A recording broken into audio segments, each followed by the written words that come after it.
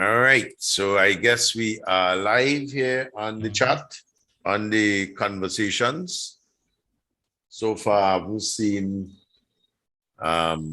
much persons joining just yet. I trust that they got the link. They know how to join us. Evening, everyone, on the stream. What I would do is they'll come in. Yeah. Because I know some. I guess it's working time. The last couple of times was during vacation, so people, whatever. Correct. That's right. All right. So in the meantime, I'll start the stream on the Facebook.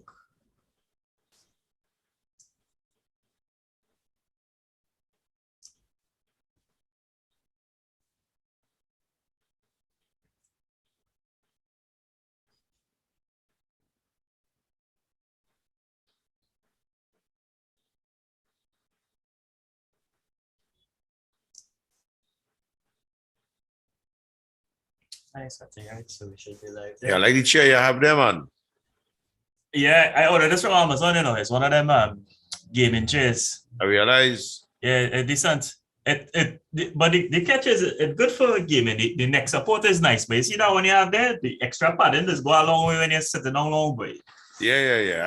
I sit down on this chair for hours. Yeah, well, I know how you just conduct it. I will come in here like sometime 8, 9 o'clock in the morning, and I don't leave here until. I mean, I leave to go and have lunch and whatever, but and I actually have neck pillows and whatnot I use occasionally as well. Yeah, but this one, you see this one have a kind of thing built in. Right. Yeah. I even have neck pillow with massager and all. Does that chair vibrate and all them kind of thing as well? Nah, I don't have the massage feature in this one. No. I mean, sometimes when you're the shock thing now for when you're playing games. No. I understand what you're saying. Not right. I forget what feedback. I can't remember the something feedback. Can't remember the name of it. Yeah. So anyway, ick. I could have swear I hear somebody trying to enter just now. I don't know if you notice. Maybe they're back out last minute. See here.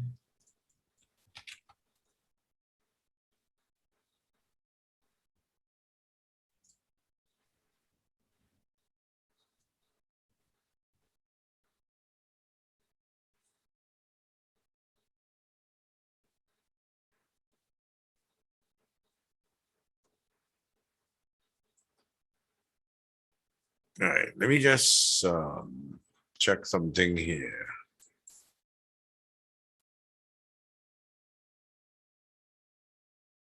La media co-host, they could Latin people. No problem, yeah.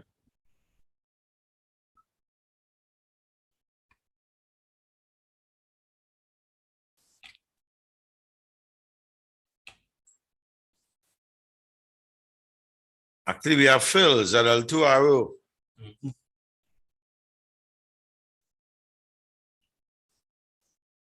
It's still connecting audio.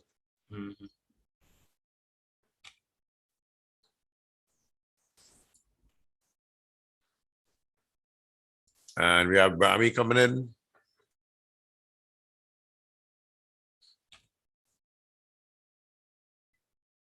And Brahmi left. Hi, Phil. Good evening. Or I should say, let me see if I can figure out your exact time. Let's say now it's 8. You should be noon. You should be noon. 12 noon, Phil. Is that correct?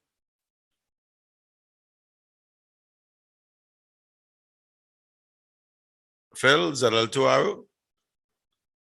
Phil might be on lunch from work.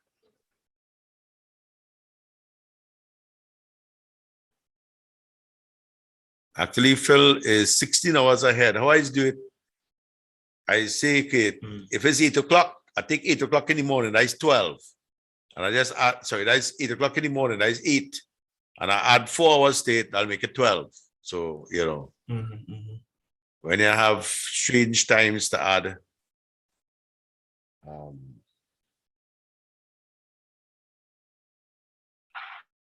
you hear me, Jeff? Yes, I'm hearing you now, Phil. Welcome. Oh, that's good. I was on mute, but I'll put you in my pocket. I'm at work at the moment, but we can do this.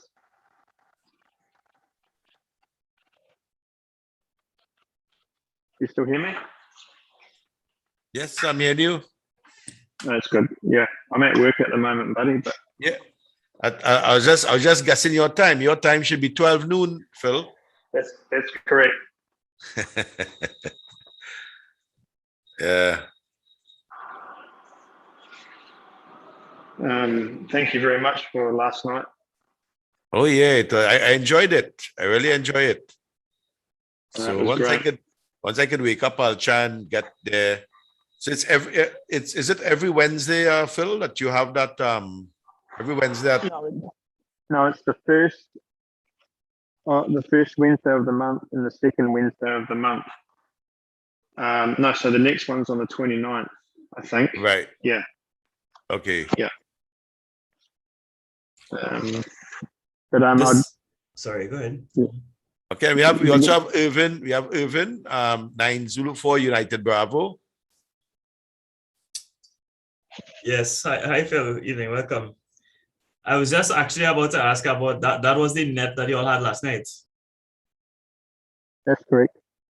Okay, yeah, I would have liked to join. I had a class at the same time, but just repeat again. You said it's the second Wednesday, and when again? The next one is on the 29th. 29th. Okay, yeah, I should be able to make that one. That's 2 weeks from now. Yeah, So it's gonna be at 3:30 our time, Irvin, at 3:30 a.m. on the 29th. Yeah, no problem. Yeah. And those guys. I've got earmuffs on at the moment. I work in a sterile bottling facility at the moment.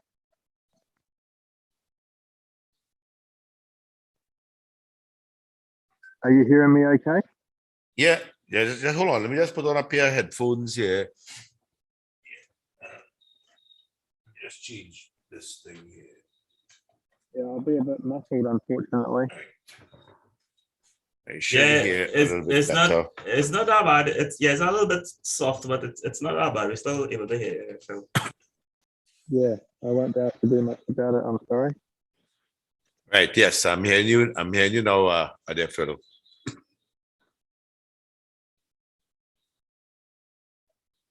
Yeah.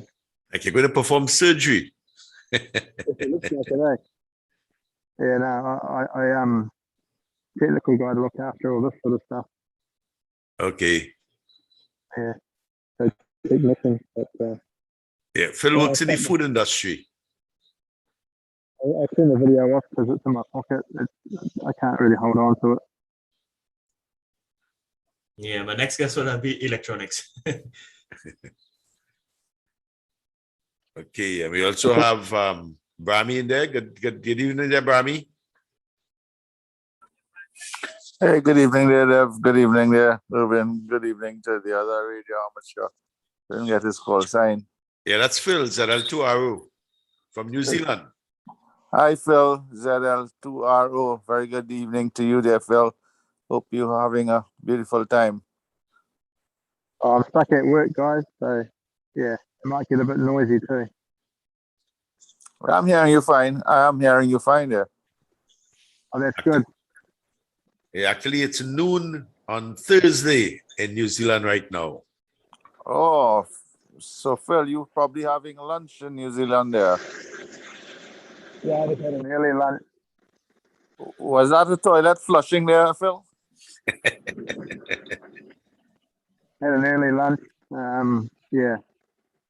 Okay. We're in level 2 at the moment, lockdown. One of our big cities in Auckland is in level 4 lockdown because of the Delta variant. Okay. Okay, Phil. Well, nice meeting you, Phil. I'm just here for a little while. Gotta head out kind of early there. Dev, my partner in the office left his job there, Dev, on yesterday very suddenly. So it's me alone, and I have to kind of open up early and close on everything else now until we find somebody else. So let me just join in and let you know that I'm around there. Okay, thanks for coming up. Yeah. There. Yeah, Brammy, thanks for passing through there. David, what you can do is switch the share screen to the Zoom as you started. Oh, let me stop the share. Yeah. Right. So we should be.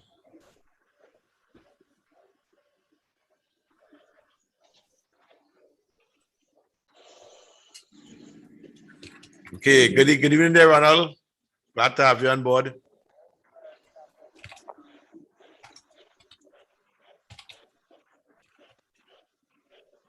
Ron, are you hearing us?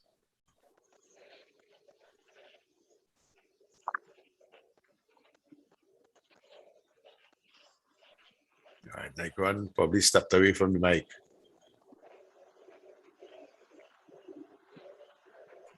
Possibly.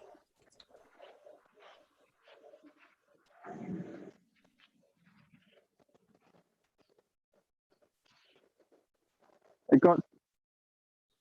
Yeah, Phil? Oh, hang on, I just gotta fix something. You're gonna do what you said?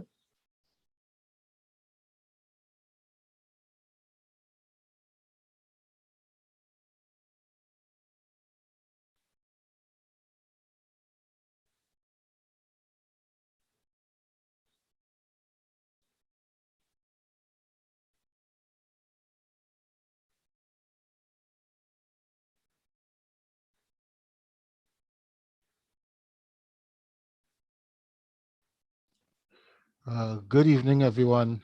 9 Right. Zulu 4 Romeo Golf November. Yeah, Ron. So good afternoon, but I thought you were probably stepped away from the computer and what. Nice to have you on board, man. Always a pleasure. No problem, Dev. Appreciate that.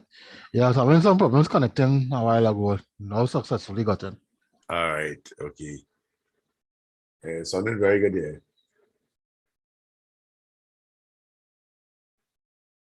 Okay.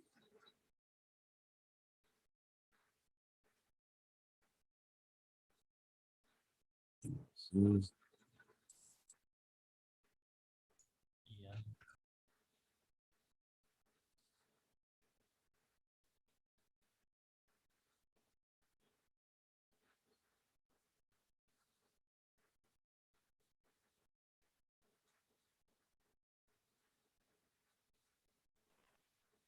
Good evening there, Ian. Welcome.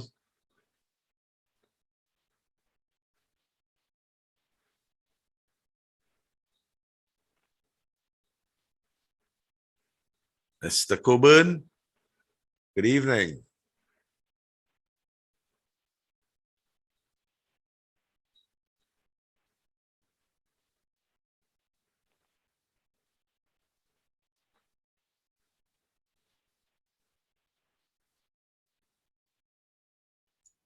Probably still connected a bit there. No, he say he has no mic. Oh, I now see the message. Oh, shucks. Yeah. Connected to a mic, but the mic not working.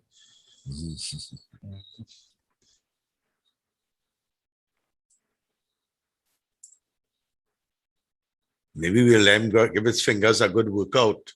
Type everything.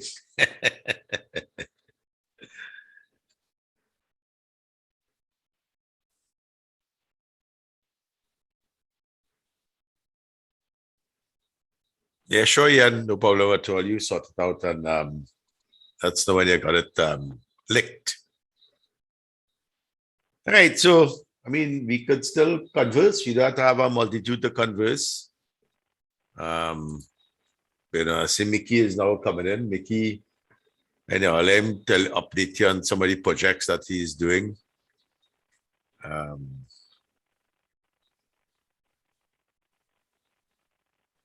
Right. So, good evening there, Mickey. Nice to have you on board.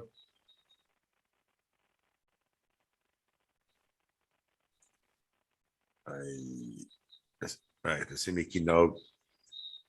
Okay, now got his audio connected. Yeah, good evening there, Mickey. Nice to have you on board. Good night, all. How y'all doing? All right, nice to have you on board, man. I see You have a nice little construction there going on with your loading up a computer tower case with some radio equipment. Your go box. Yeah, man. I tested today, it working pretty good. Ready? Yeah, I see. But the antenna you have there, what antenna is that you're using? That's a homemade headphone. Okay. All right. How is your Android deck going? Yeah, it's going good. I have it in the van. All right. Yeah. So you have any of the ham apps loaded up on it, or That I have peanut and which one again, boy? It's two I have on it. I Android don't stuff? use it from there very often though, because I have to have data on my phone. All right. Yeah, that will that is important for it really. Okay. And we have Ian and Chi CVA. Good evening there, Ian and Chi CVA. And we also have Mr. Wesley Gajada. Welcome. And Eric McKee. Good evening, everyone. Ian, let me take it up Ian first. Oh, Ian. Yes, hi, good evening, everyone. Yes. Tell us, where are you from, Ian? From Woodbrook. But, Oh. I'm in Maryland in the US right now, but originally from Woodbrook. Okay, great. Nice to have you on board. Wesley, I see you finally made it. Yes, good afternoon, all. Thank you very much. Yes, I made it onto the conversation this afternoon. Thank you for having me. Evening, Yeah, welcome. Okay. Yeah, man. Good evening, Derek. You're working or you're home? Good evening. Am I being heard? Yeah, loud and clear. Okay, very good. I'm not familiar with this format, and I was searching for the microphone button, and I found that it was open. And says a good thing I didn't put out a cuss while I was setting up. Yeah. Yeah, All right. Well, first time I've been here, so I come to see what it's all about. yeah, well, I mean, we could share stuff and chat and whatnot. It's conversation. So everything have radio. All right.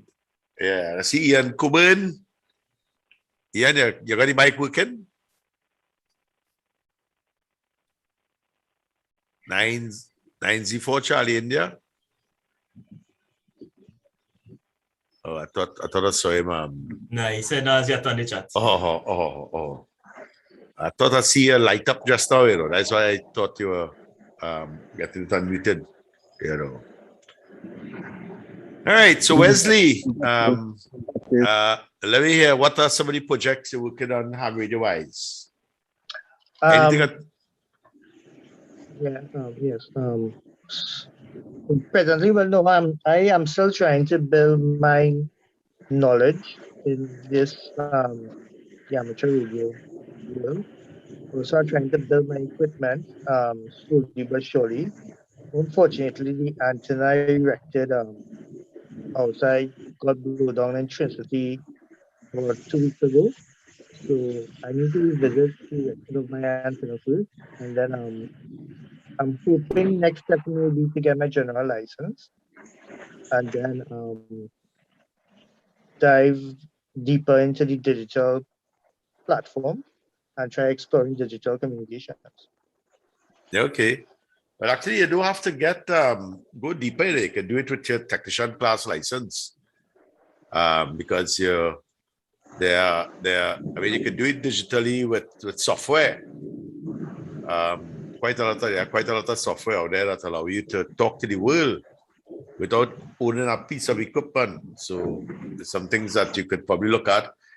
What do you have? Do you have an Android phone or an iPhone? I have an Android phone right now, but presently I am updating my IT platform since I'm moving from a laptop into a more desktop back operations that will allow me more stability and open processing. Right. I came to the conclusion recently that laptops are quite restrictive in terms of the application that they can afford you to run at the same time. And I tend to be listening on to the different talk groups or channels when I'm working. So I'm busy typing away documents to doing my research, and my IT hardware at present limits me in that capacity. Oh, I see. Okay. Yeah, I mean, laptop is really good for portability, and sometimes we tend to make it. We try to make it a desktop, but because of the availability of ports and expansibility and so on, it is a little bit restricted, from that standpoint.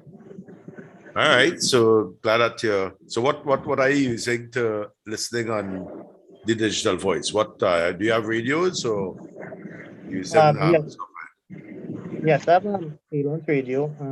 I had access to hotspots, so I was connected into different talk groups. I'm looking actually to get another hotspot presently because the one that I had wasn't mine, but I was borrowed for free.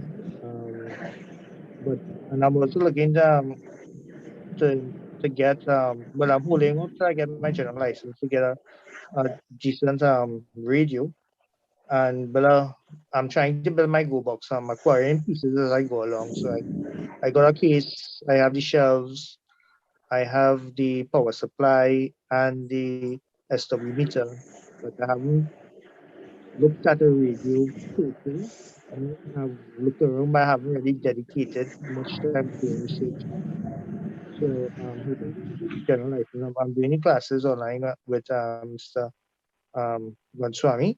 So I'm hoping that when that concludes, I might be able to. They may have a general class back in San Fernando where I did my initial technician license, or I may have to look at the options of getting it done through online capacity. Right. Okay. There is an app known as DroidStar, DRIDSTAR, that does all the digital voice modes. So it's a simple, very easy one-stop shop.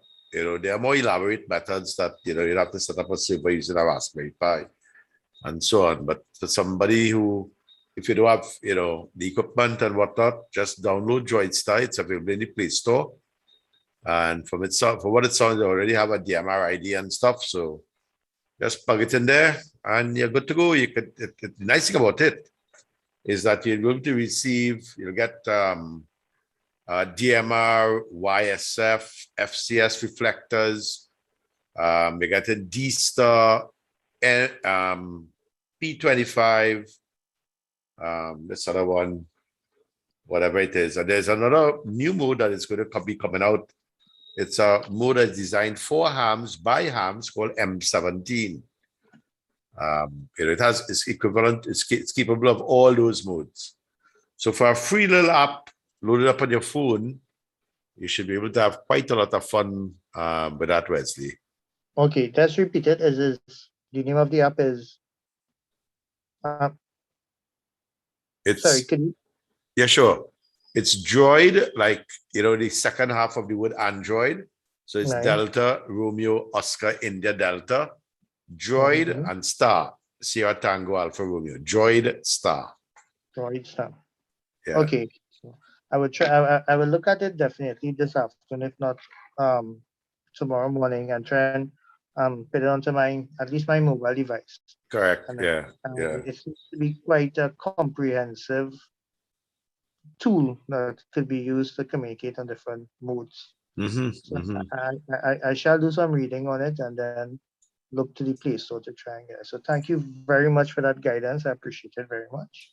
Yeah, man, not a problem at all. It's available there for anybody who might be interested.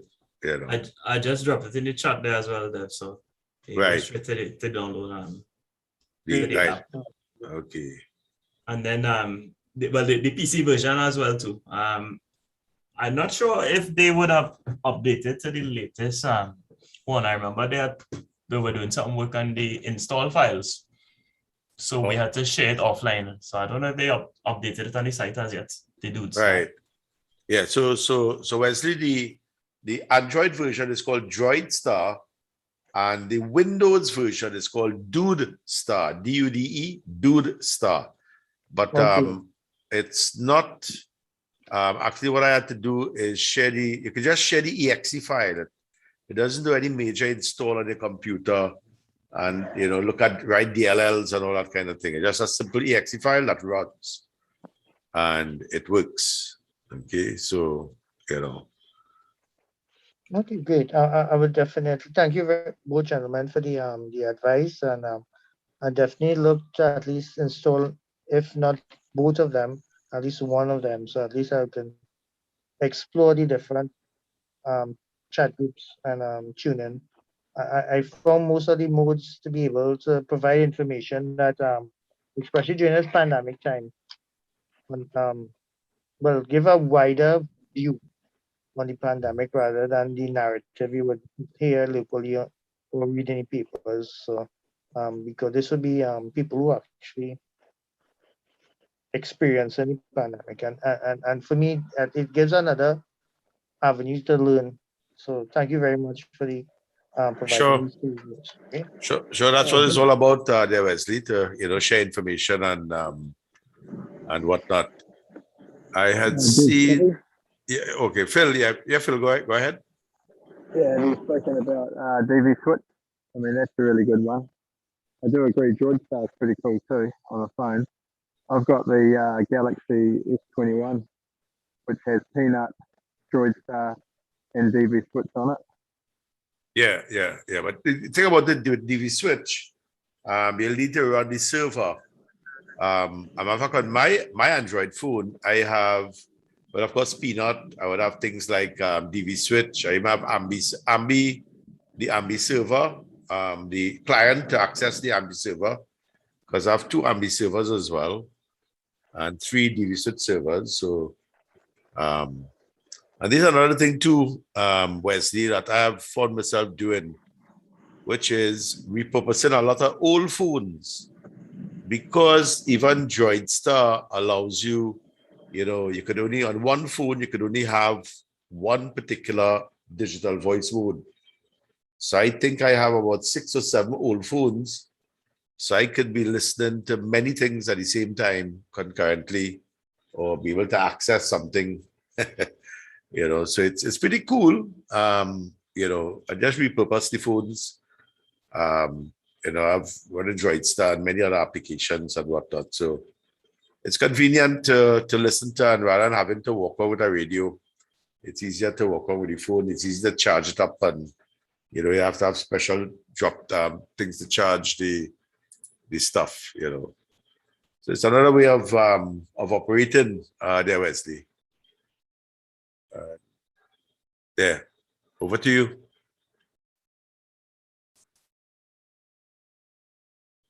All right, let me welcome Ansel Lynch.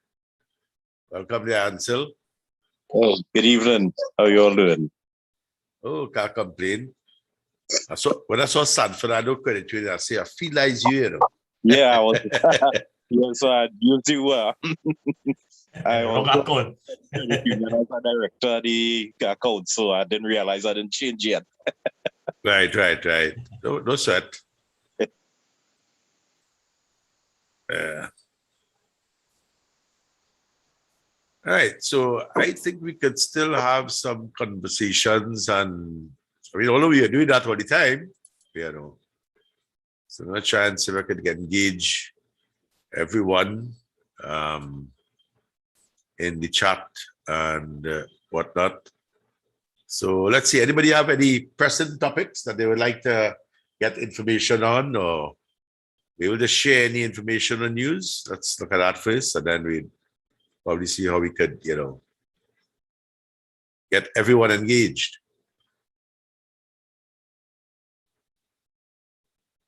Matekas? Yeah, Ian.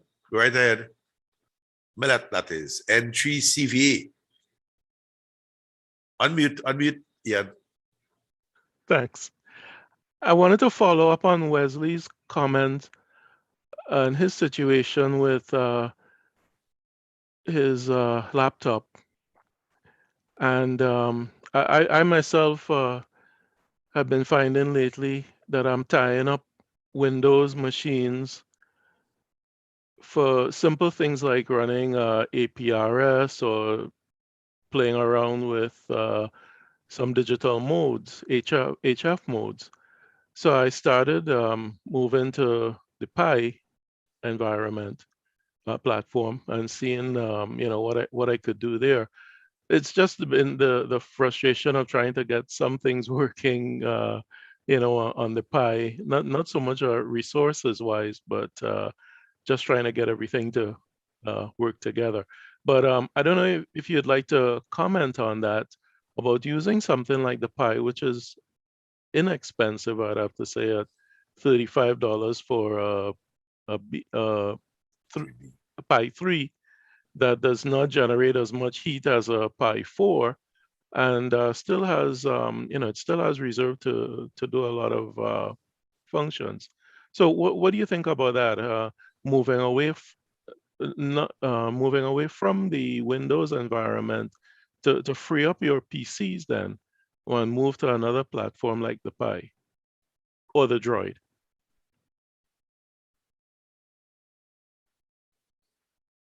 Wesley, that one was for you. Wait a minute. Oh yeah, Wesley.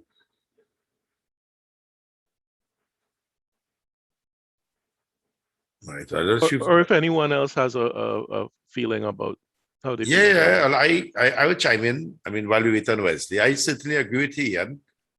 As a matter of fact, if I were to try a little thing here, I'm just going to turn around. Right. If I were to show you on this shack, okay, Right. as you could see, Yeah. let's see, let's just count them here. There's one, that's one there on the ground. You see green light flashing. That's two with a thumb DV. You've seen two of them, actually four of them right there. Okay. Right. Each of them have a thumb DV sticking out of it. And then there's another one with a thumb DV. So there you get to the view. There are two in the back there. 1, 2, 3, 4, 5, 6 thumb DVs and one down here. So they're all Raspberry Pis. They're all doing different functions.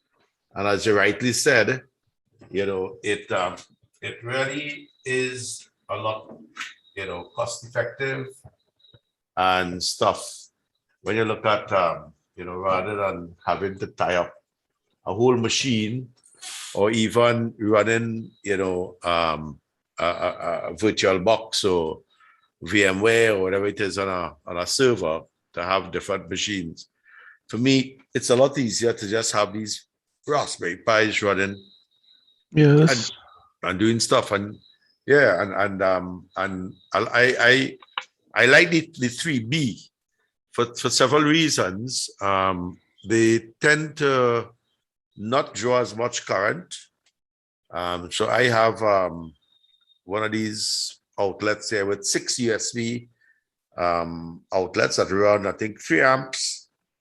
And I use that to power up the Raspberry Pis. And each one has a different function, provided a different server and all that sort of stuff. So they all actually, those Pis, they're actually working on digital voice modes.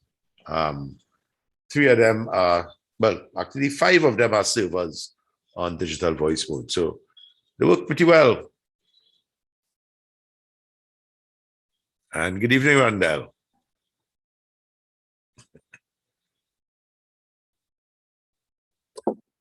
Afternoon, everybody. Right. Evening, Dev, man. Good to see everyone. Yeah, always a pleasure. I'm glad that you're gonna join us today.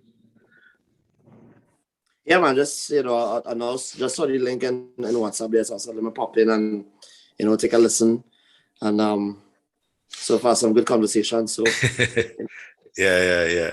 So Ian, so Randall, what you're coming in there, just talking about what Wesley was saying that he, is trying to migrate from his laptop to maybe a desktop or something like that. And Ian was making the comment that that, he found that maybe instead of, tying up Windows-based computers, maybe we could use things like Raspberry Pis and, for dedicated applications. So that's where we were at with this conversation. So Ian, what are you using any Pis as well, Ian? Yes, I'm running a couple of the 3B pluses for APRS. I bought a couple of the Pi 4s, but I've been disappointed with the amount of heat that they generate. So I think I'm going to find some light work for them and go back to the 3s. Yeah, actually, But, yeah. Go ahead. One mention too for Wesley is that on the Pi, if you load the full desktop, that comes with an Office suite. So Yep. you could use that for some, word processing tasks and so on. It is capable of doing that. You don't need a lot of resources like a Windows machine to do something like that. So you could do some Office work on the Pi. Go ahead. Yeah, no, I was just going to agree with you. And actually, I when I got the Raspberry Pi, I had a Pi 3, and then the 3B came out, and then the 3B Plus came out, and I did some current measurements, and I was using it really for hotspots initially, and the Pi 3, even the Pi 0 was drawing like about 0.15 of an amp. The Pi 3B was drawing like around 0.28 of an amp, but the 3B pluses were drawing like about 0.8 of an amp. But for my application, rather than having one Pi multitask, I simply, and they're so cheap, like as you rightly said, $35. It's easier for me, it's cheaper for me, more cost effective for me to get Pis. When I buy like 5 one time, and have it for usage, something. You see a project comes up, well, I pull out a Pi and flash a micro SD card there, and you're in business, you're up and running, So I totally agree. It's a really nice way of shedding of decentralizing your computing, Yeah. and having it, Comment? decentralized and whatever else. And it's a more compact platform for computing than even a laptop. If you have a project you're trying to fit into a small area. Certainly. I mean, that little shot they had 6 or 7 Raspberry Pis in a 1 foot by 1 foot square. Yeah, can I make a comment? Yes, Phil, go right ahead.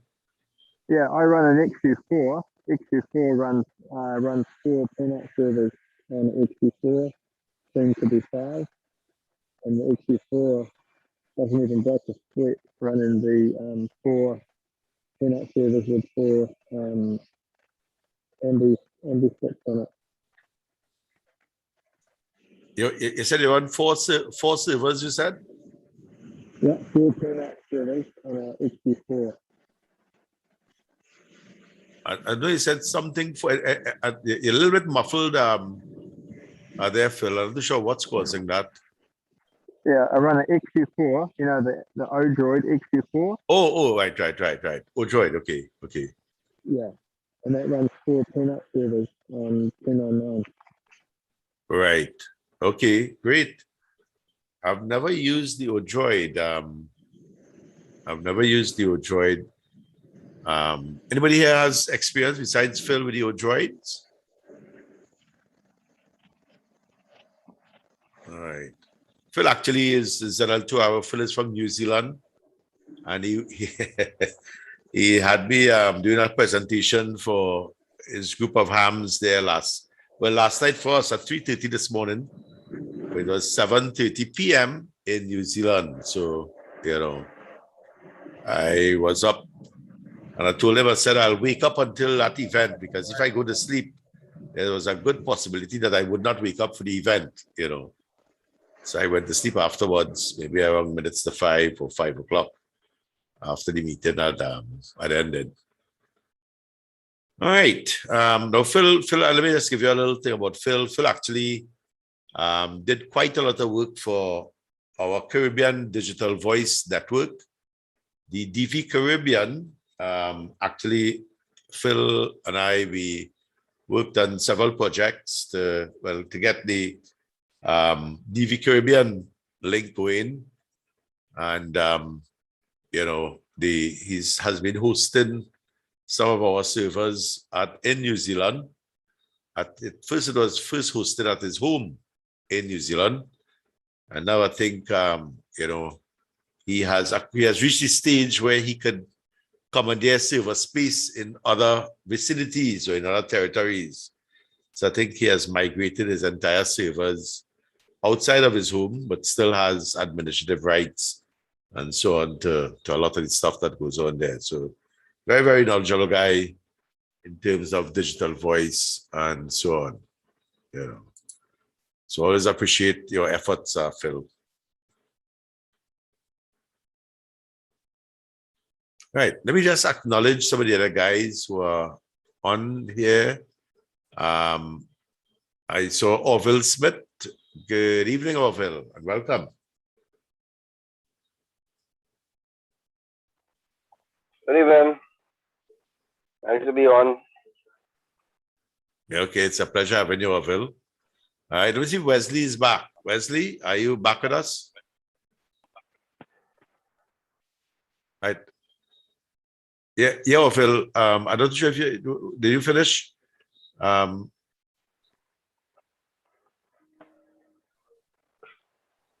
What's that? Yeah, I was just asking if you had finished. If you had finished your contribution. Yeah, for now I'll be on the listening side for a while. Okay, no problem at all, buddy. Glad to have you in here. All right. Thank you. Okay. All right. So Ian 904 Charlie India. Any luck with your microphone? Yeah, well, just push everything over onto the Android, so at least I'll be able to interact, you know. Right. These Okay. guys will be able to hear my voice and put a voice to the face. Nice, nice. Glad Yeah. to have you on board. Yeah, man, no problem. All right. So Nice to be here. okay, I see Mickey has his hand raised. Go right ahead, Mickey. Yeah, I was just going to say, I remember when we just started, somebody was saying that they were in the process of building their Go box. So if it is at some point during the course of the meeting, they wouldn't mind me showing what is the components that make up mine. That might give anybody who building one any ideas. Right? You could always feel free.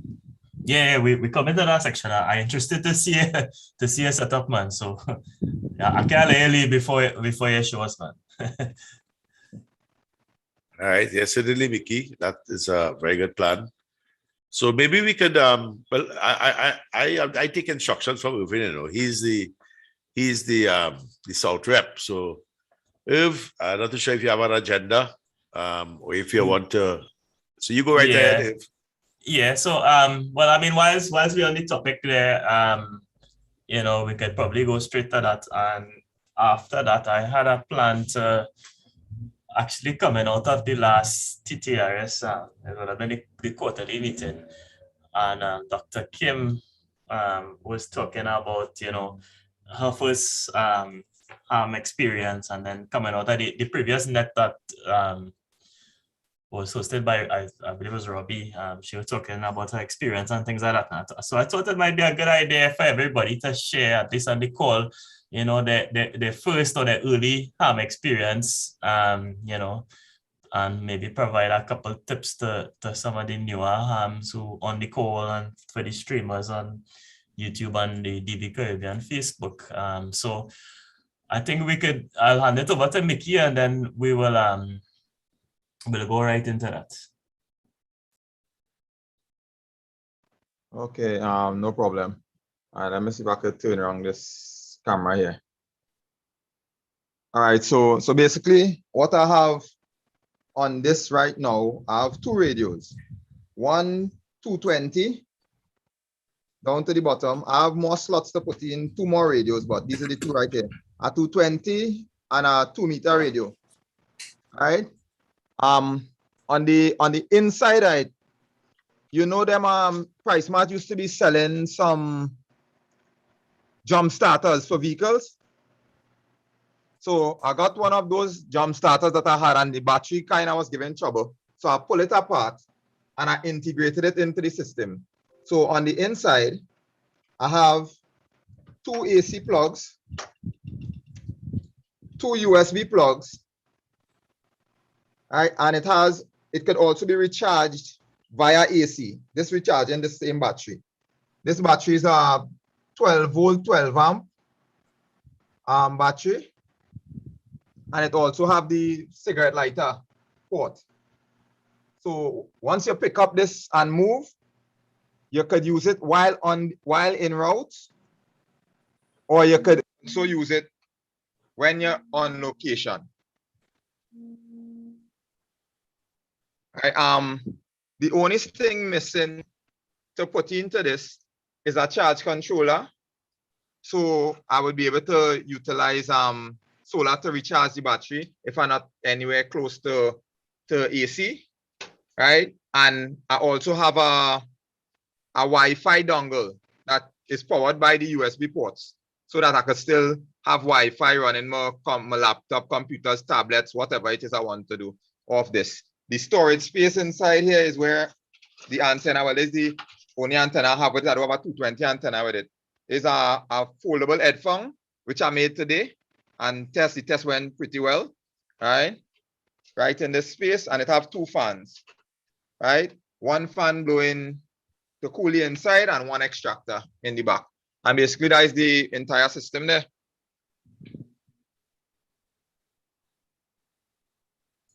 What sort Very of nice. yeah, that's real nice. What sort of power draw the electronics running?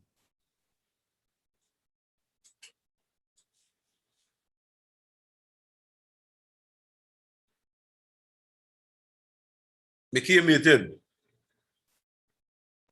Oh, repeat what you say. Somebody was trying to call me, so it cut off what you were saying. Yeah, I was asking you. Well, you're talking about the hands there, the fans for the system. I was wondering what kind of power draw on your battery life and things like that.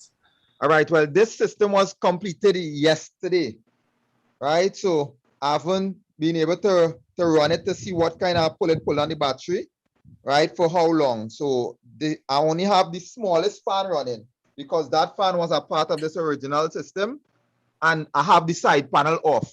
So until I start to organize to close it up, I wouldn't be able to tell exactly how much it's taking. And I want to put in a new battery in it. I don't want to use this one. I want to put in a 18 amp hour battery. Because last night, the most I did last night, I had this HF radio, right, running.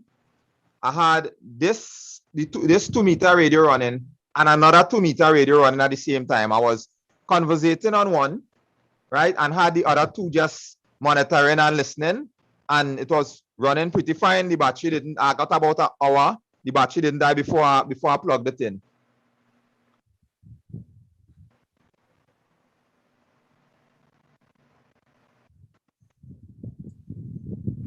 Yeah, man, that's nice. And what was your plans for the PVs? You said you was gonna hook up to it as well. Right. So I'm going and add a charge controller. Right. So the charge controller is just about $300, right, and fits in. It's small and fits in right up on right in the back there. So I have two small foldable panels at about 40 watts. Right, so that will be used to recharge the battery if I out at a field day or if I go down to the farm or whatever it is. I just open out the panel outside and the battery will keep running during the day. It will keep charging back the battery during the day, and during the night I could use, whatever sparingly, right, based on the kind of power draw the system taking.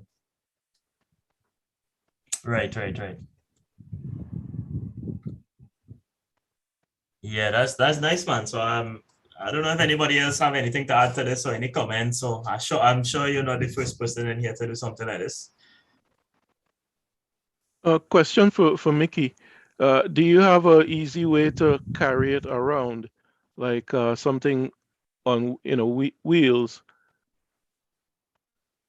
Well, I don't think wheels necessary for the mere fact that it weighs only 26 pounds.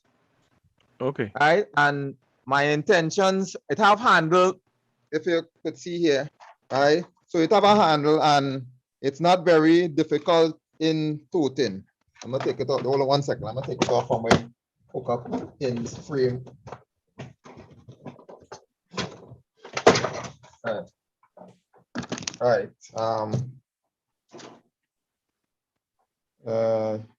See where it's going. Right. So you can see it there now.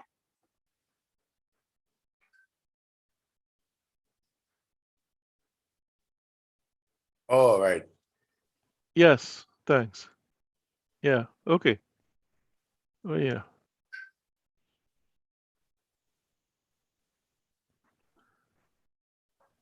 Yeah, so it's fully maneuverable at 26 pounds, and it's not much different in a regular computer tower in terms of weight. Okay. No, that's Yeah. great. Good job. Yeah. Really great. And it's good for that you repurpose the PC case to do that. Yeah.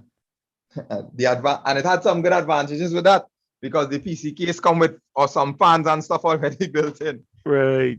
And Yeah. and currently actually have too much space inside here. That's why I started to add all different kind of things because it had too much space and it was still feeling very light given the positioning of the handle.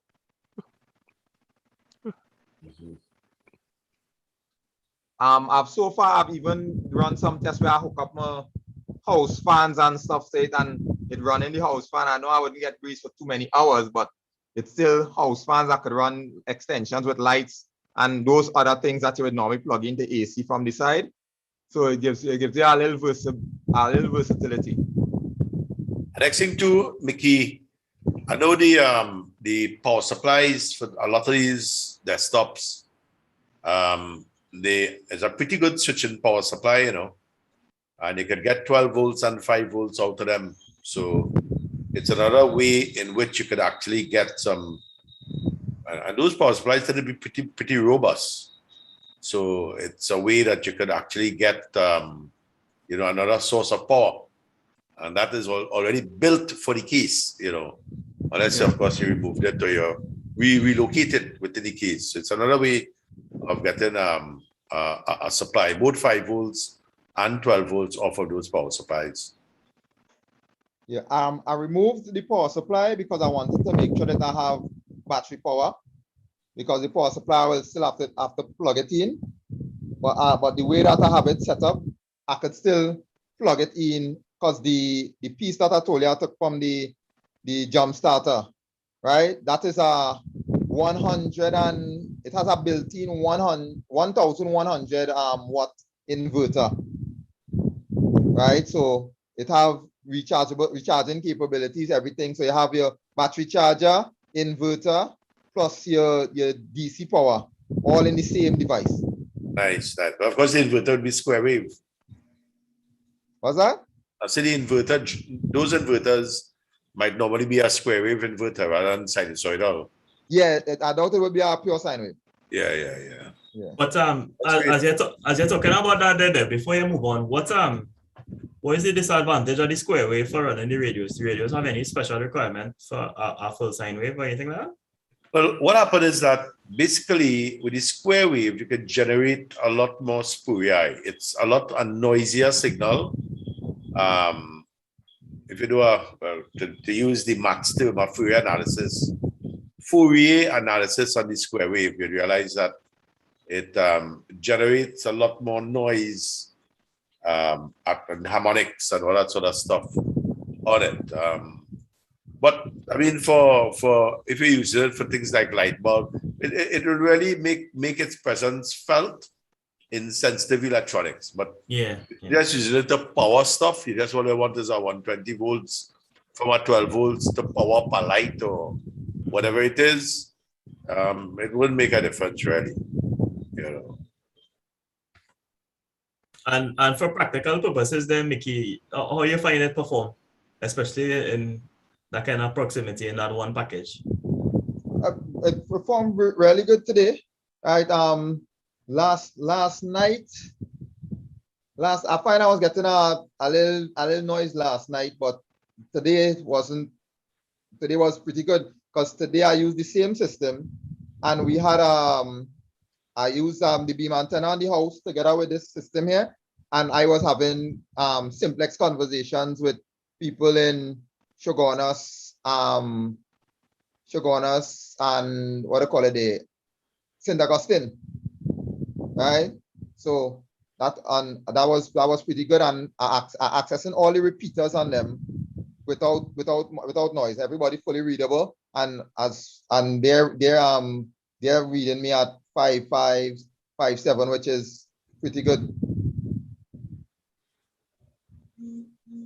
Yeah, man, that's actually really good.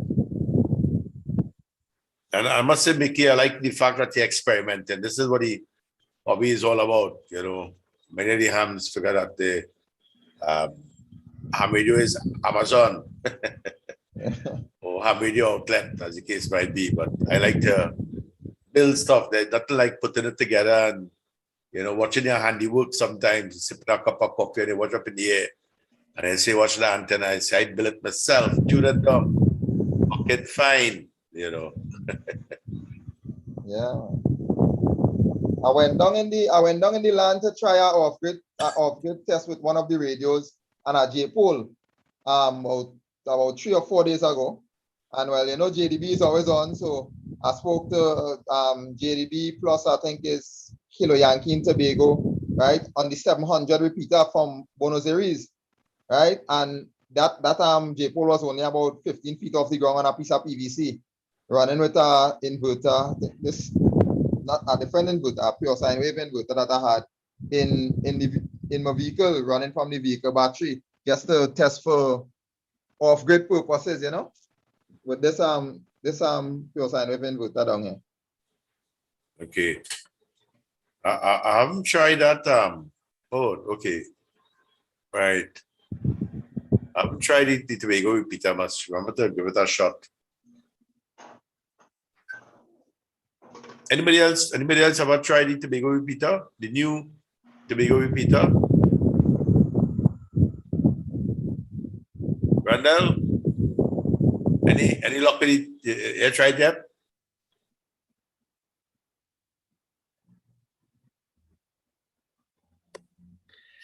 What's that with the what do you call it? The Simple. Yeah, just pure analog. I think that what's the frequency, Mickey? I can't remember. No, I can't remember the Tobago repeater frequency. I was kind of shy away from utilizing that because I only have 5 watts on the radios I have. So 5 watts from down south going up Tobago is normally pressure. Yeah, Phil just said that he wasn't able to get through to the Tobago repeater. That's Phil from New Zealand. Okay, Phil. I guess you may need to change your antenna or probably up the power.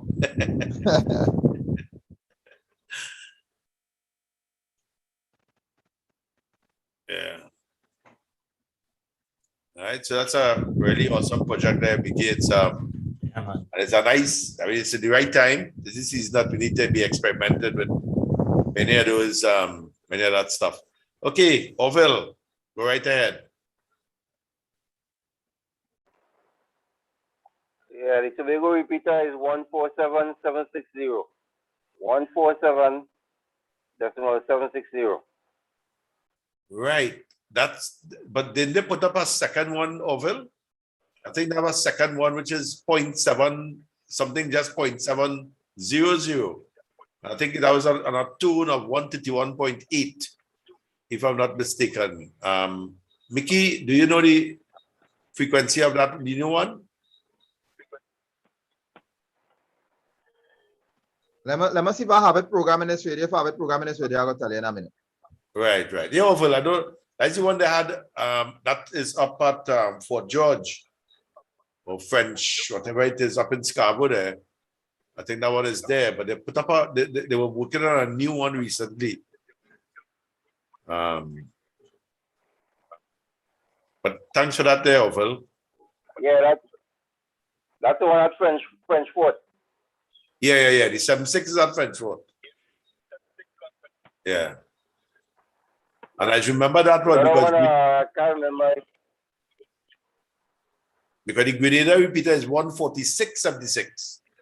And the Tobago repeater is 1 meg up from that. Yeah, the Grenada is 146, 760 also.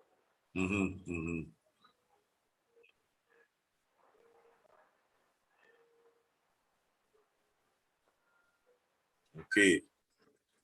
Dev? Yeah?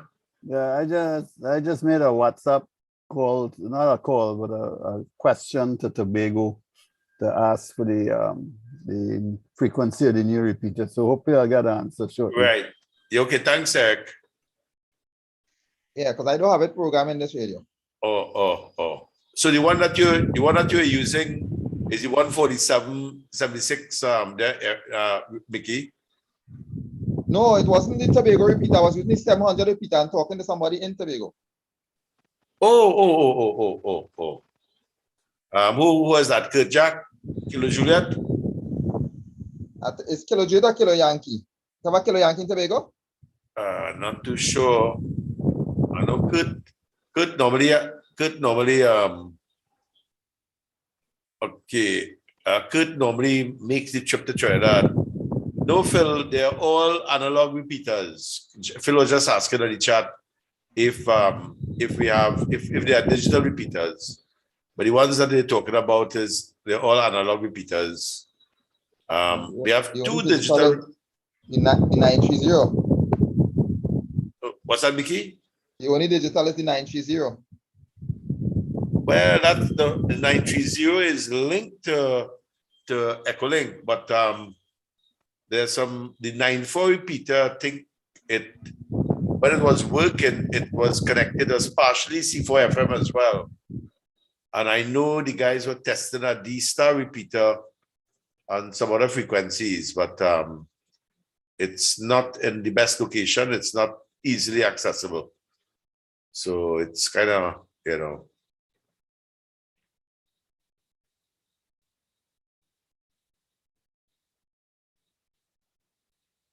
All right. So, Evan, maybe we could move along. Yeah, we could switch gears. Anybody have anything else to add before we move on?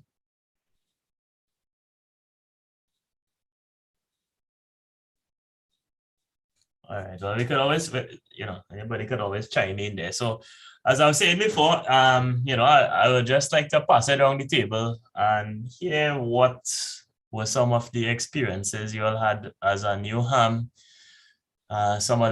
Some people might be recent like me. People like Dev is long time ago. So, just tell me what was your experience as a new ham, and what was some things that you could have improved on, some tips for new people coming into the game. Just trying to put that out there and have it on the stream as well for people looking on, and to have some tips that will remain up. So Dev, while you're on the mic, we can start with you and pass it on to maybe Eric after. Yeah, okay, sure, no problem. Well, actually, when I got my license, the first piece of equipment I bought was an ICOM 0280 at Tubita NL. And of course, in them days, we never had Amazon and, shopping and credit card and all them kind of things. So purchasing stuff was not really on the cards.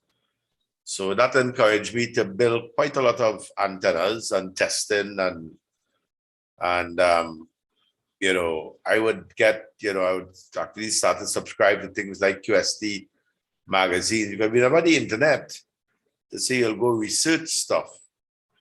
And, you're talking to guys and I always like the technical and I want to learn how the thing works, So that was just my thing. So I was a very hands-on, since very much in the early days. Okay, very hands-on with respect to building equipment and building antennas and trying to get things done. And then I eventually got into computers. First one was a Commodore 64. And of course, the first thing you're trying to do is to marry it with your radio. And you have two Commodore 64 because you might want to use one for spare parts. Because every Monday morning my breakdown on here, so you end up doing a lot of things with the computer and trying to interface it, and you're learning about analog to digital conversion and building your own stuff. Again, they're trying to interface it with your analog radio, this digital thing, building your own UART and all this kind of stuff. And then I graduated from that IBM machine. I was the kid on the block with a 640K memory machine with two full height drives, floppy drives. I could actually copy from one to the other without having to write the memory, copy direct. So it was, those were state-of-the-art stuff back in the early 80s, and then, using, but again, it's all about trying, building, experimenting, and that sort of stuff, learning, feeling, that has been the story of my life there, Irvin. Until new modes came out like packet radio, and I realized that this is something that I would like. I remember I got the first TNC in Trinidad, and I can't talk to myself, so I encouraged other people to get TNCs, and we started doing all kind of experimentation with that, even from Trinidad to up the islands and all that kind of thing. So, and then eventually I went into satellite communication, and again, there's a next story. So the whole thing about it, Irvin, is that much of what I did was a lot of self-taught, because I was in areas that there wasn't an Elma around to tell me what to do, or to show me, or to hold my hand on what to do. Most of the thing I had to blaze material myself, spoil stuff, fix it back, work, and that kind of thing. So that is just my experience in radio, and it has taught me well. It has taught me, what it has taught me is that failure is something that you appreciate and never try to run from, because it's only when you fail you really get to learn. If things go hunky-dory, you never learn that much. But it's only when you fail, then you try to fix it, and you try to figure out what went wrong, and you become a better person at it. So I just end with that little thing that I find to be very useful. Yeah, man, that's thanks for that, and that's actually a real good piece of advice. And I was looking at funny enough, I was reading up something this morning, and the survivorship bias concept came about. Came up, sorry. And it's that same kind of thing. You're focusing on certain things only, but really is when you look at the whole picture and actually learn from what failed and what didn't fail, you could really learn to improve. And I think that was one of the main ideas with this session, really. And I'm happy that we were able to bring up this topic here tonight, and maybe we could extend it as a segment in future sessions as well, and we have some different people on the call, because new harms coming up, might be a little intimidated of the technology, and making our first call and all of that. And these platforms with the live stream and the Zoom and stuff like that is I guess a good segue to gain that confidence. And you spoke about blazing the trails, and for somebody who started the hobby in this millennium, it's very different for me. Access to information is, as we talk about information doubling, 90% of all the information we know in the world, we got it within the last 2 years, and information doubling is something that's always happening. So access to information is no longer a problem in this digital age. It's really, knowing where to look and knowing how to use the information. And I think, now the society and the connectivity we have with digital modes allows for that type of element to happen very easily. And, just right on this call here, we have 11 participants. And when you look at the combined human capital is many, many years of experience here. And I think we could really grow on those strengths. So thanks for that experience there. And I want to include Eric now. If he could, share some of his early experiences and maybe some tips and things like that. Okay, hi, thanks a lot. First of all, let me apologize for the ODPM popping up there, but that's set up on Zoom because we have Zoom at the office. And, no problem, yeah. And we use it all the time, so I don't want to interfere with that. No who you are. Right.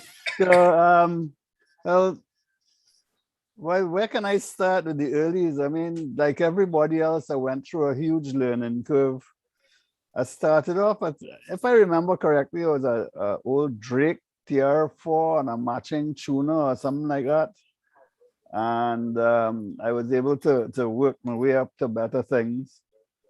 And finally, well, now I have a much more sophisticated station. Unfortunately, the video on this laptop isn't working, so I can't show it to you right now.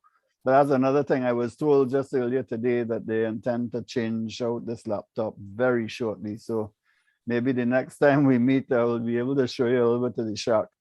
But right now I'm running a Yaesu FT991A and a Kenwood TS480 SAT in my shack with tuners, the whole works.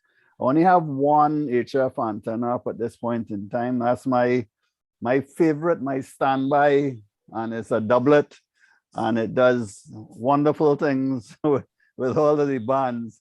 So I had actually moved away from that and experimented with a couple of different antennas and so on, but I don't find anything works nearly as well as that doublet does. 135 feet across.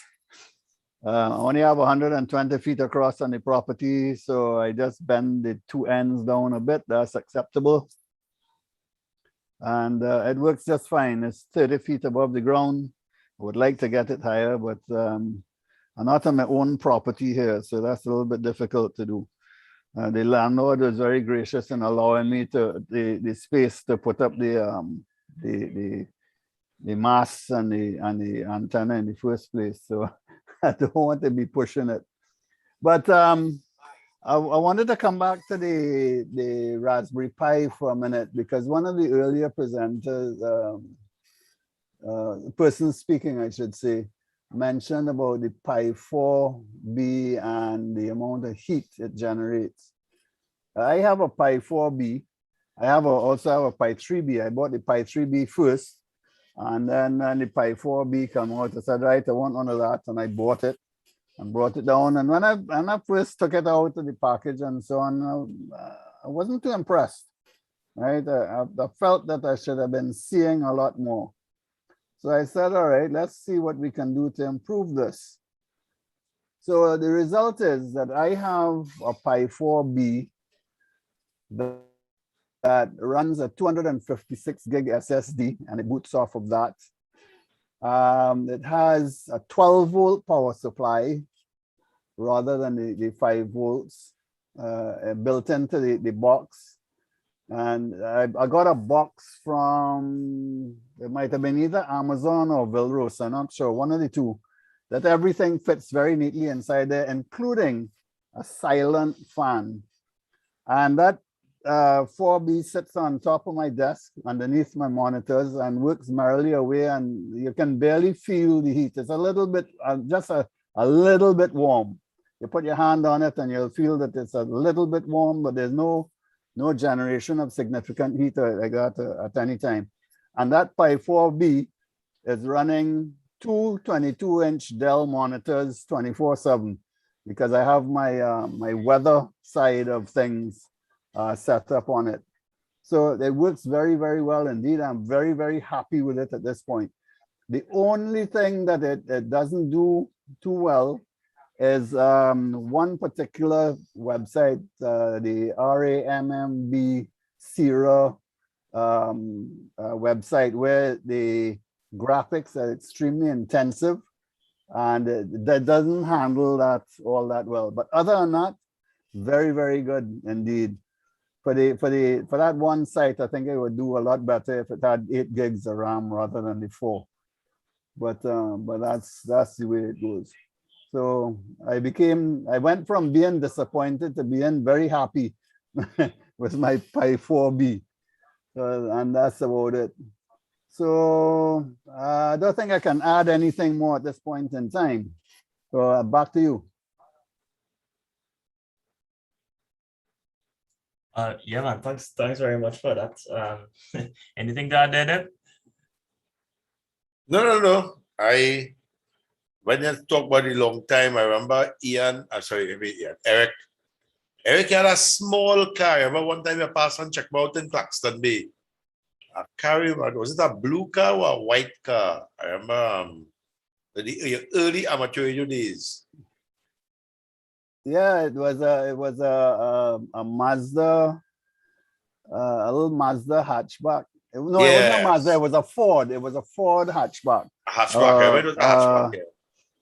Laser or something like that, and I had a 9-foot whip sticking out the back of it. Yeah. And that thing used to. I was going up the highway one day and by outside where it's now Price Smart and so on. I talking to Germany like I said next door, you know. It looked real good. Yeah. I remember those early days. Yeah, boy.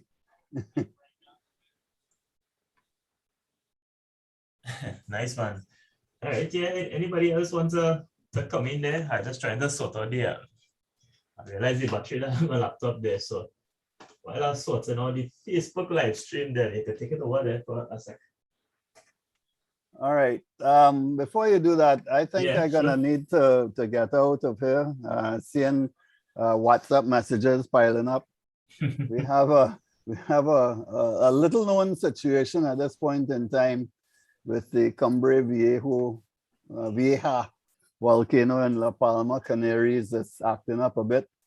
There is no danger of a tsunami coming at this point in time, but it has caused us to sit up and take notice of it. And so I have to go and look after some information sharing with that. So let me wish you all a very good evening. Thank you very much for accommodating me, and I'll probably be back again next month. Same time, same place. Over. Okay, Eric, glad to have you on board, man. Really a pleasure. Yeah, thanks very much for coming, man. Take care.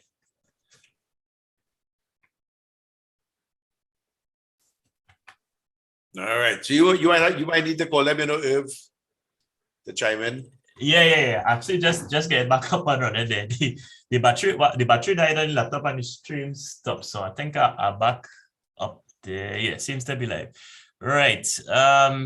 Ian Millett. Come in and let me hear your early ham experience and anything you want to add, any tips for new hams?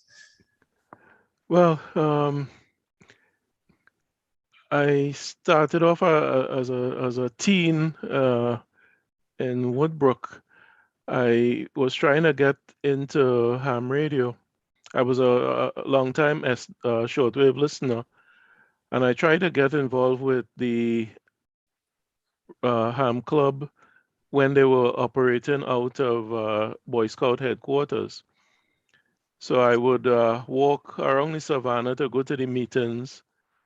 And at one time they had classes. So I had just done a couple classes with them before I actually migrated. Ian, just a quick thing. Around what year that was? That would have been around 76. Yeah, around 76. Okay. Yeah. Nick was the president at the time. Right, for NP, yeah. Yeah, NP, yeah. Right. And Arnim AR, Animada, yeah, Arnim was doing the classes. right. And I ordered some test equipment kits from the US, but the problem was I didn't have any way to properly calibrate them. So Arnim took them from me after I was finished building, and he would calibrate, and I was trying to build various things that I would see in the radio electronics magazines. I didn't even know about QST and all that at the time.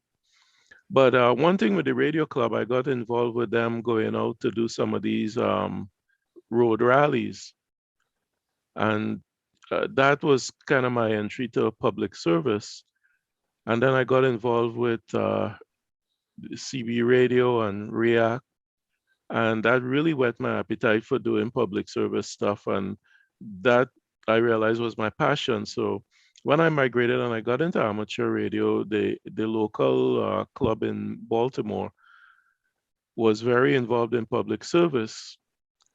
But a lot of the guys are older, so I kind of worked my way in and manage a lot of the public service stuff like over a period of about 15, 20 years. Bike tours, walks, all that kind of stuff that we did, marathon, and actually just going up to the people and saying, look, you think you all don't have any communications? We can provide communications for you. And, we went out and did that kind of stuff, actually starting it up where it wasn't already. So that's been my passion, really. And I have to give credit to that got started at home. So that's my early one for you. But I had a lot of great people to mentors among some of the older hams. They really were good people to mentor and enthusiastic and very amateurs but professional. But that's my early story. Thanks, Irvin. Yeah. Thanks a lot, man. And it's a really interesting story that you shared there, especially with the public service part as well too, because that's one of the things I was thinking about in the pandemic and the post-pandemic world. How has amateur radio changed, and how have we adapted? And long prior to the pandemic with the digital modes, but even as we sit on this call here, we're seeing how we would have adapted, because under normal circumstances we would have been on location for meetings and probably sipping on a beverage or something like that. And now that kind of thing is difficult. And moving ahead, how is the hobby and the technology going to change to adapt that? So I think that's one thing that we could consider. How will the amateur radio community continue to serve and assist in this post-pandemic world? And it's just something to think about.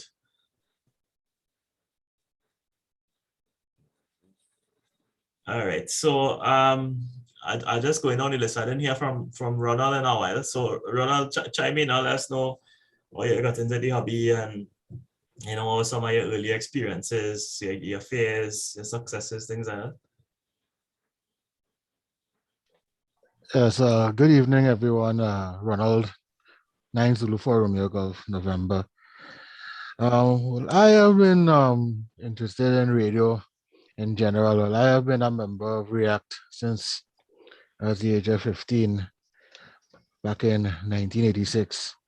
And still a member up to now. Matter of fact, I'm the president of our React team now. So I've always been involved in radio communication, started with CB and then moving on to VHF and UHF and so on. And then getting to know about amateur radio and so on, I loving Tobacco and so on, loving to hear communication and so on. Started studying amateur radio, but didn't actually had the opportunity to, let's say, do the exams and that kind of thing until 2013 actually. And when I went and did the exam, I passed both technician and general, same sitting, and then started to work from there. Well, I knew about people like Dev and I'm quite a long time before that with some of the expositions that they would have had, particularly in the cruise ship complex some years ago. I remember going through it and seeing people like Dev and a few other older guys. And there was one exposition they had up in Trin City. I remember what year that was, but that wasn't been too long ago. And I was also hanging out with those guys as well. And a lot of the React members who became amateur radio operators were some of the people who would have encouraged me along the way to seriously consider getting into amateur radio before I actually got the opportunity.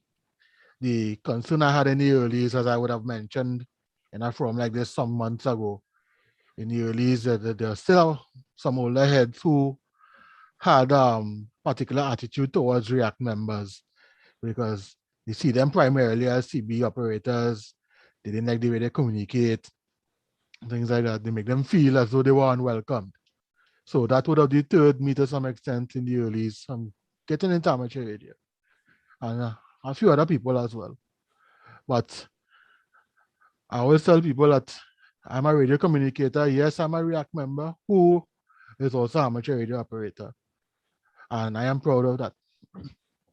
And I think getting into amateur radio has more or less developed my skills in terms of communicating, exposing me to technologies which can also assist me as a React member as well, because the exercises that we do with amateur radio can be an asset to that. And with the memorandum of understanding that was signed between React and TTARS, definitely looking forward to us collaborating and maybe having field day exercises and some other little projects and so on, where we can try to foster that relationship a little more, you know? And that could probably really encourage other reactors like myself who are also amateur radio operators to get more deeper into amateur radio. I'm always proud, of course, of Robbie, React 1049 Zulu for Romeo Golf, who is a schoolmate of mine also along in React as myself and so on. I've always been proud of how much he has done in amateur radio and try to emulate some of the things that he has done in it as well. So I always look up to people like him in that regard.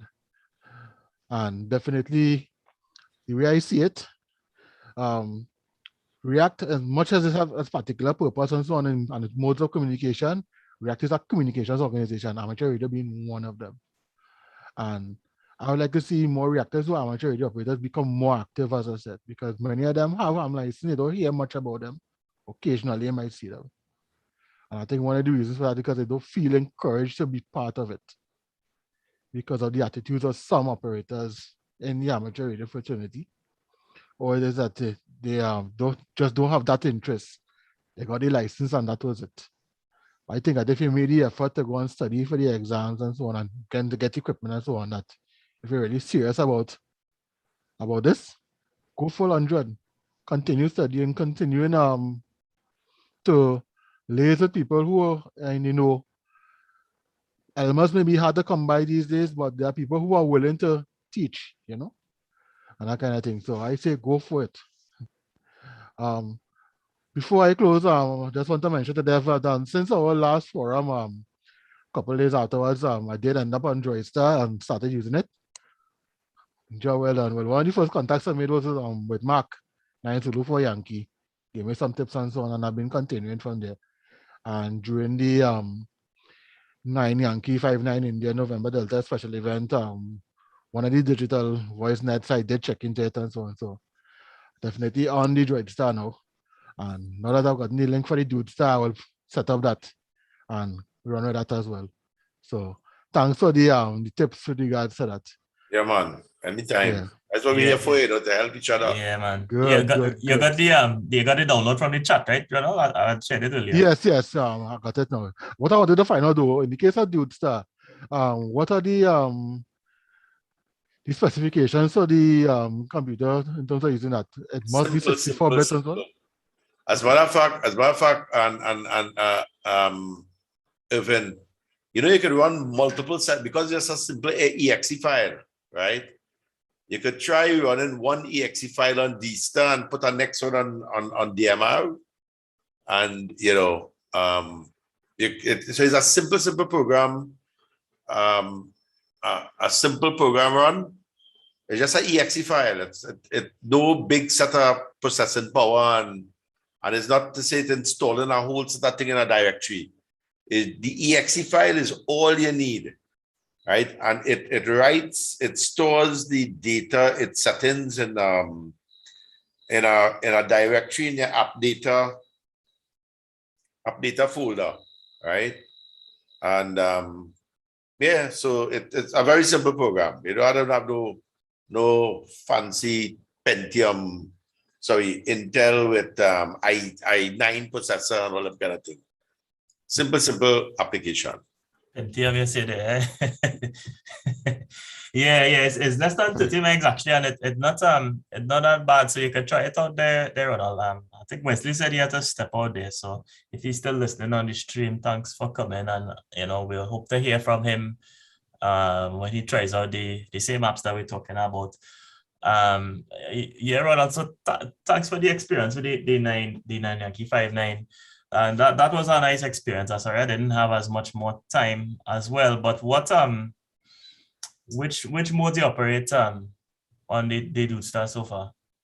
And the Droid Star, sorry. Well, I've mainly been on on the YSF. I'll be on the exams and I have a couple other links. I can't remember them offhand right now. And Right. likewise on the FCS, I've been chatting with some guys up in the States and so on. And some of those reflectors there and so on. But so still playing around with it a little bit. But most of the time I'll just throw the call and people are just want to communicate because they like to hear from somebody from this part of the world, So this is nice. This is really nice. So once I have the opportunity, I play around with it a little bit and so on. The only thing with the Droid Star, that I think it's a kind of disadvantage in itself is that but since I'm using it off the Android, it had to maintain that in focus. If it is that you have another application running or something else comes up on your phone and so on, it disconnects. That's the only drawback I see in that. And once it is up and running, it's constantly running. It means that it consumes your battery power to some extent after a while. So yeah, they ensure that they're well charged up and that kind of thing. But outside that, it works good. Anyway, also it's unfortunate that Rondell had left because I wanted to talk to him because I remember Rondell Reese years ago as a junior member reacting my team. I'm trying to figure out if it's the same person. But anyway, sometime in the near future, maybe we might have a conversation. It looks like the guy, but I really can't recall. Anyway, he said he had to leave the stream to go across and monitor on the YouTube. So it's unfortunate I didn't get to talk to him before he left. Anyway, it was nice being part of this forum again. Pleasant evening to everyone. 9 Zulu Forum, your Gulf November. Yeah, man. Thanks for that. And there was actually a point that you made earlier, which I wanted to touch on again, with respect to the being deterred from the hobby because of personalities and things like that. And I will go back to what Ian was saying earlier about the hobby is amateur, but the operators are professional, and I think that's a real good point to bring home as well. And to me, everything is really a learning experience, and with every criticism, there's something to take out of it and actually learn to be better, or even the worst case scenario, you learn what not to do, or not how not to be. And I think that's a good point to take from that as well. So thanks for sharing. Ian, you was going to say something, Ian? Just to follow up on what you said there, I look at it while we are hobbyists, when we go out to an activity, we are representing the whole body of amateur radio, and you have to understand it. At that point, it's like a job, because if you're representing the organization, the community, to provide communications for some served agency, whether it's just a bike ride or it's during some disaster, people really look at you as you're doing a job.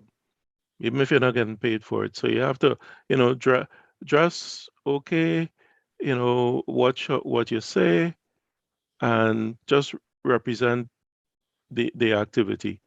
But a lot of times we see people turn out for things, and it leaves a lot to be a lot to be wanted. So you have to actually specify to people, when you do the public service event, here's what we expect. But yeah, but that's a whole other topic. Back to you, Irvin. Thanks, Ronald. Yeah, I totally agreed. All right. I wanna pass off the mic to Ian Coburn if he's still there. If he could share. I know you got the mic up and running with the Android. Yes, good evening. Thank you very much to everyone. Okay, well, I mean, it's my first time on such a platform with you guys. Okay, so I was always fascinated about electronics from young. I blew up a flow of my dad's components and fix it back, maybe using the wrong components and stuff as well. But went into school, did electrical installation, and then, well, the teacher saw that I had more potential in the electronic side of things. And by that time, it was, you had 5 years to do it. So I had 3 years in electrical and then 2 years into the electronic side of it, and was really fascinated and enjoyed the teacher who made things seem so, enjoyable. Went on, moved from there, went on to get my first job at an electronics store that used to be in Kirip. I mean, I don't want to be advertising for anybody, but if it is, I can call the name. But it's that electronics store that's in Kirip there on Riverside Road. Then they moved up to St. Joseph. Sanch? Correct is right. Simeon Sandiford, correct. I used to go there every Friday and check out what they have new. Right, with Gavin and those guys. I used to work there building boxes and experimenting with equipment with those guys. That is where I purchased my first simplex. First simplex. That's the Timex Simplex 1000. Yeah. Started writing programs and so on and that. Then started moving up, graduated. Still loving electronics. I was then introduced to a guy by deceased. His name is deceased Mike Richard Parejo. I don't know if you all know him. Deceased Richard Parejo. He was an amateur radio operator, an ex-RAF serviceman, retired and came back to Trinidad. And he started to, show me all the different ropes. We built on my first ground plane antenna, 4-element ground plane antenna. And that experiment in itself was to see how it is we can build an antenna from scratch and actually transmit. And it worked great. And from there, got in touch with Stephen Shepard, who I did my amateur training with at the Boy Scout headquarters.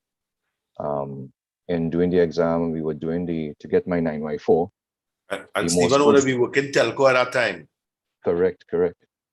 So I started looking to get my 9Y4, but the Morse code was a little challenging for me for the time and to sit down and study it and all that. So when it came about that you can switch to 9Z or 9Z, 9 Zulu, I said, well, okay, let me take the shortcut. But I still, went into doing the Morse code and so on, CW.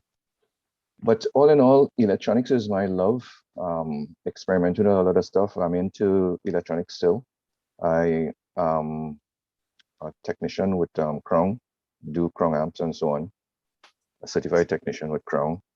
I'm also I adapted myself or adopted the technique for soldering and desoldering service mount components with a soldering iron, but eventually migrated up to the real equipment, which is the hot air blowtorch.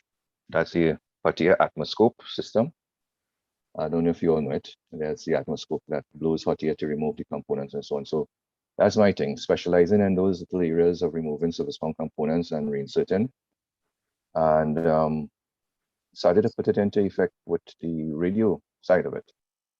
But due to time and commitments family-wise, and then I have so many other things that I'm involved in, I cannot sit down as you guys would do. And I'm hearing all about these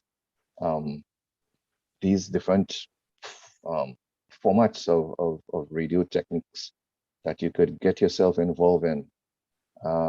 it is really nice to see how persons are so how to put it, so they enjoy the stuff so much. It's like me, it's a passion, but sometimes the amount of work that you have on your table, so many things that I'm involved in with the youths, helping out and assisting with the youth volunteering part. I'm also part of REACT, part of the cadet force,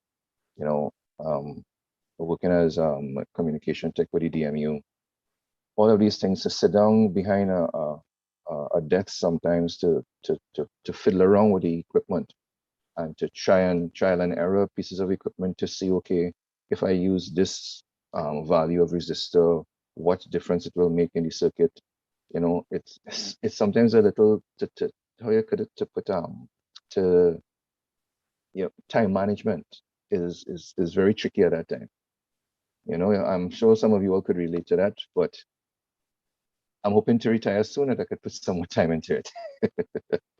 All right, so you guys, I appreciate all the talk that you all do. I see the chat, it lights up a lot. Sometimes I am there listening in the background. Sometimes I do get involved because of it may break the train of thought and how the conversation may be going. But I do appreciate all of you guys for the input and for giving me that opportunity to still have that hunger of staying in electronics and doing radio and communications. Yeah. Thank you for it.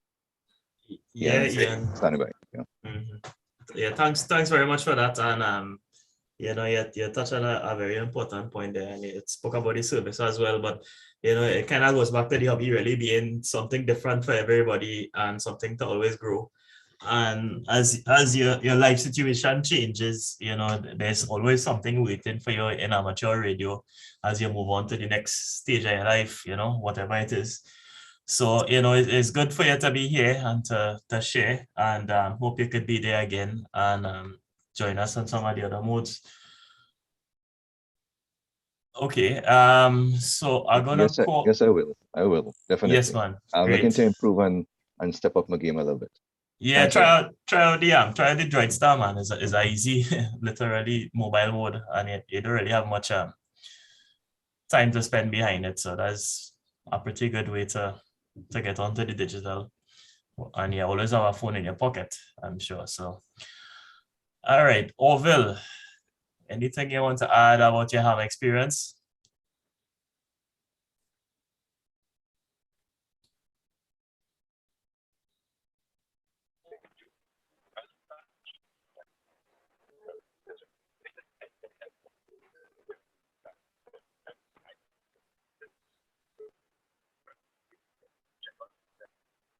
Well, I see you on mute, but we're not hearing you.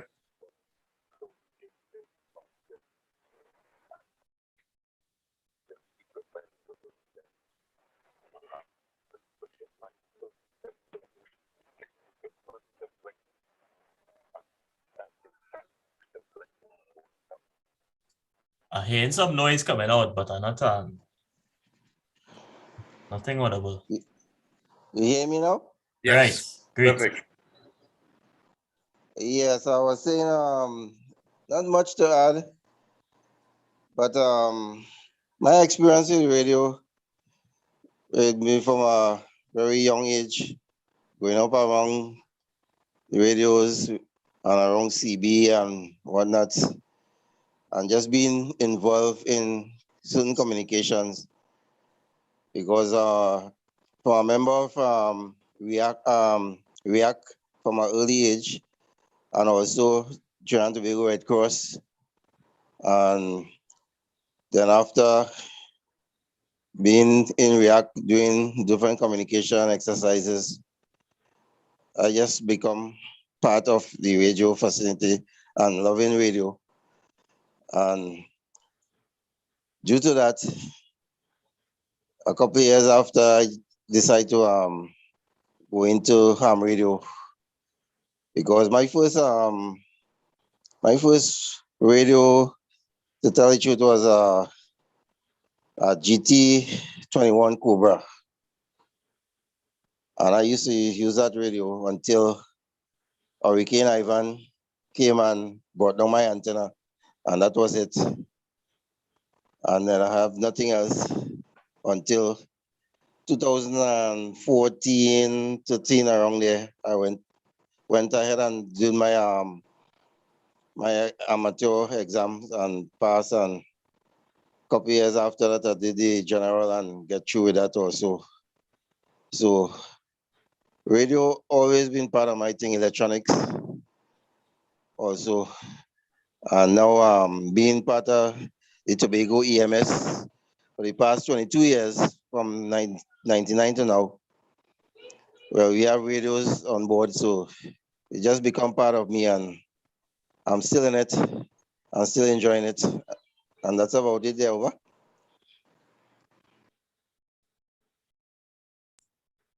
Yeah, man. Thanks for sharing your experience, and hope to have you again. I want to pass to Mickey, but I see like Mickey doing a test over on the WhatsApp there with someone. He talking to someone, so I'm not sure if Phil is able to speak. You could go ahead and pass, man. All right, cool. Yeah, get through. All right, yeah, go ahead, Nat. Let us know, how you get into the hobby, and what some of the experiences you had, and how you could improve on it if you had to start over now. Well, I don't think I would have changed nothing, because my experience is most different from most hams that I have encountered, because well, my father was in CB radio and thing before. I used to do a little thing, but nothing too heavy. And then a few years ago, I started to get involved in all kind of survival training, all these kind of thing. And then a day I just say, hey, I need to start to deal with communications, right? So I started to study for the exam and whatnot. But while doing that, I started to build in antennas and stuff. And I met, Dev, while preparing for the exam. He added me to the group. And in the group, I go ask questions, try a little thing, and get advice from the gentleman. And from the time I got my license, right, I was given HF radio, UHF radio, EHT. A guy even came and sat down with me for a couple hours via the computer online and show me how to set up all the digital modes on my computer, tracking software. So my experience was, even if the plan was to just come in, do it, and then sit back, it had too much people that was showing me so much thing that get my hook. So I had no choice but to just, keep running. So that is basically how my experience started, because I would fall into the category of new ham, because this is not, I haven't reached a year yet since I've acquired my general, my technician and general, because they were like 2 weeks apart. Right. So basically that is most of how my experience went. It had so much hams just inside there willing to help and show and get equipment. Yeah, well, certainly that's what it's all about. And actually, I just a couple years ahead of you, but I think you're a little further with the tinkering and the building and stuff like that. I have a couple of things, not really to make an excuse, but I have a couple of other things going on. So I hope, that I'll have a little more free time in the future to build and experiment, as I would please. So yeah, man, thanks for that. And I really hope that for the people listening and anybody new coming in can have that kind of experience. And I know for sure that anybody who comes to you, you would pass on your experience as well. So thanks for that. Phil, you there? Are you able to speak? I know yesterday you were at work.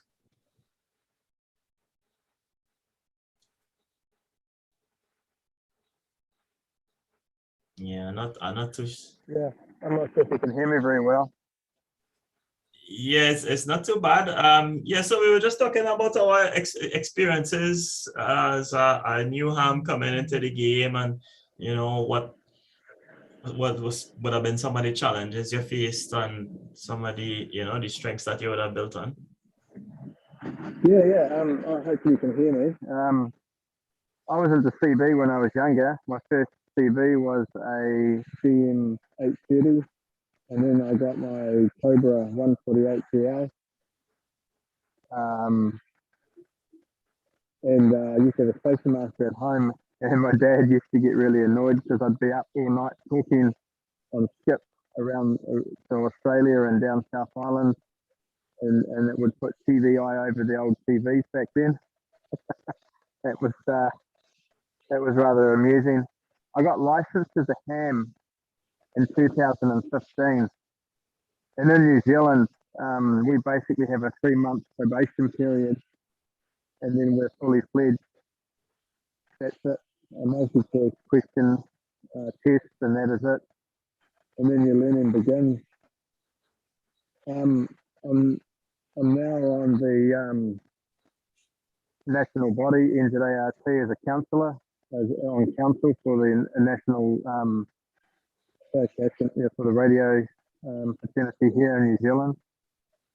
So I'm quite privileged to be on there on council for NZART. So yeah, and when I got into digital, well, Dev knows that story. I've met so many nice people on amateur radio, very, very, very nice people. So yeah, I'm sorry I'm going to have to call it short.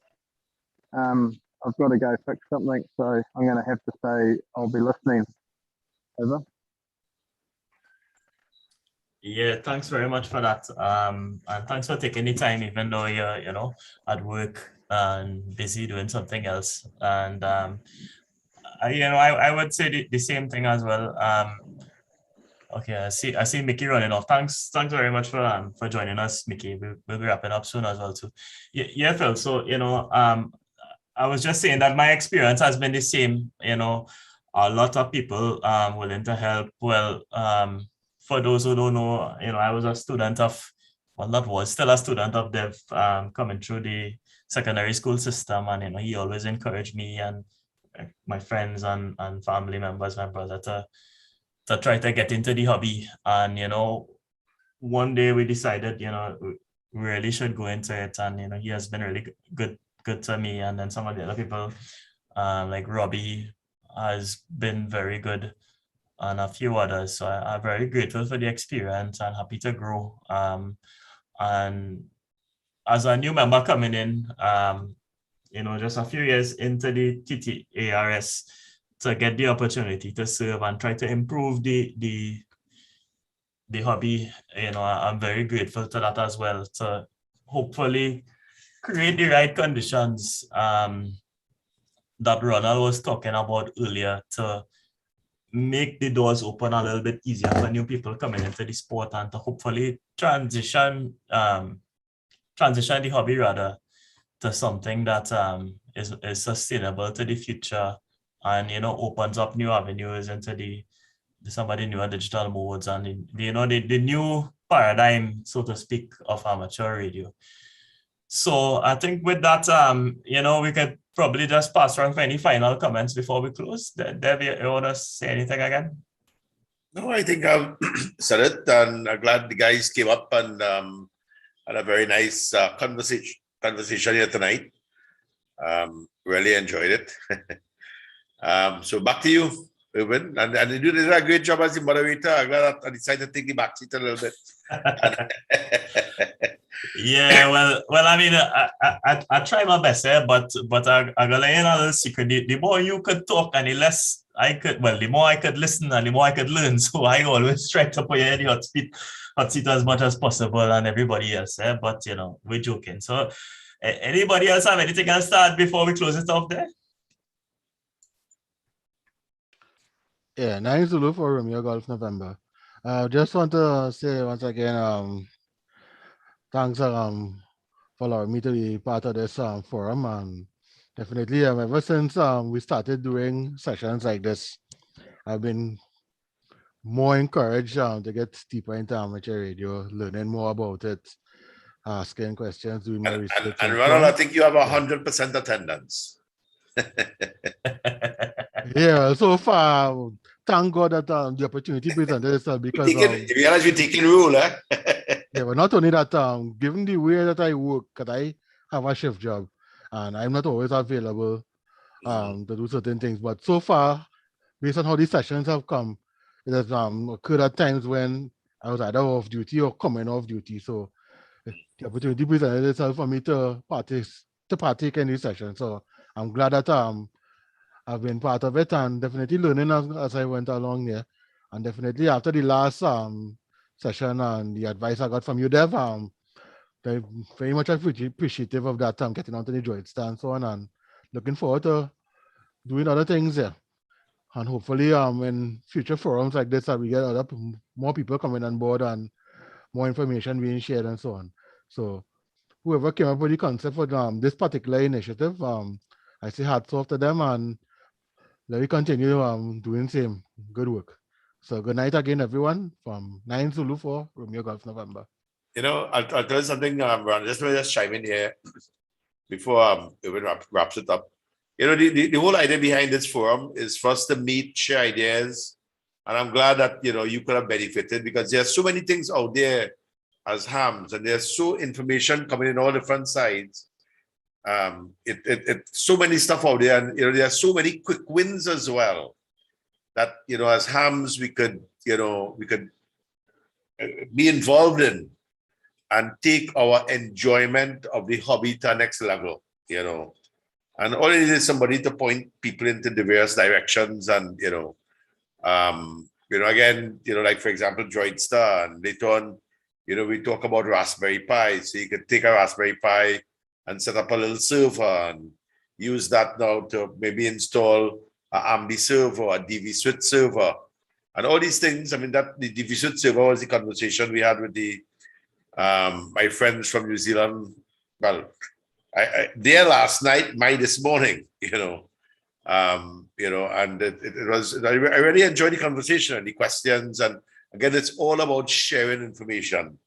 As hams, you know, I think we have a really nice brotherhood of amateur radio. And I say it's a brotherhood because it's an international brotherhood.